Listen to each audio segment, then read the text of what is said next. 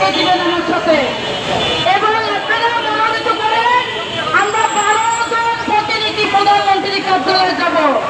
আপনারা জানেন মাননীয় প্রধানমন্ত্রী যখন রাস্তা দিয়ে যায় সে কিন্তু সিঙ্গেলে থাকে, সে কিন্তু ডাইরেক্ট রাস্তা ক্লিয়ার করে দেয় না, দেখেন আপনারা খেয়াল করে। এখন আমরা এই রোজা রমজানের দিন পুরো মানুষকে আমরা কষ্ট দিতে চাই না, আমরা এখানে অবস্থান করবো। এই ব্যানারটা আপনারা করেন অবস্থান ধর্মঘট এবং প্রধানমন্ত্রীর কার্যালয় স্মারকলিপি। আপনাদের ভিতর থেকে